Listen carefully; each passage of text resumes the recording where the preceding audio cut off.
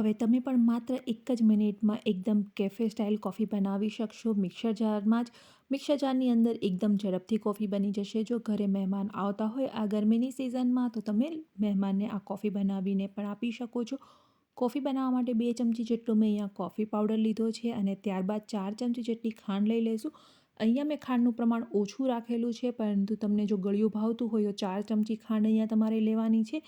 અને ત્યારબાદ 4થી 5 ice cube add કરી દઈશું. તો અહીંયા આપણે પાણી એડ નથી કરવાનું. આઈસ ક્યુબ એડ કરી અને કોફીને આપણે મિક્સર જારમાં ગ્રાઇન્ડ કરી લેવાની છે. તો સૌથી પહેલાં આ રીતનું એક ક્રમ્બલી સ્ટ્રક્ચર આવી જશે.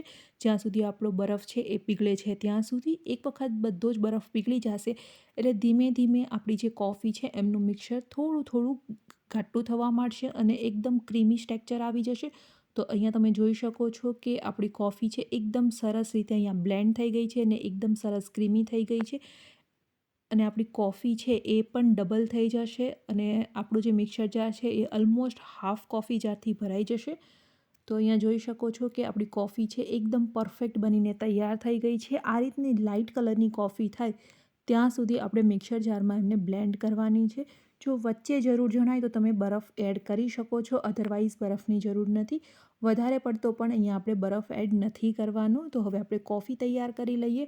કોફી બનાવવા માટે એક ગ્લાસમાં મેં થોડા આઈસ ક્યુબ લીધા છે અને ત્યારબાદ આપણે જે મિશ્રણ તૈયાર કરેલું છે કોફીનું એ એડ કરી દઈશું. તો 2 ચમચા જેટલું મેં કોફી મિશ્રણ લીધું છે અને ત્યારબાદ ઉપર આપણે ઠંડુ દૂધ એડ કરી દઈએ.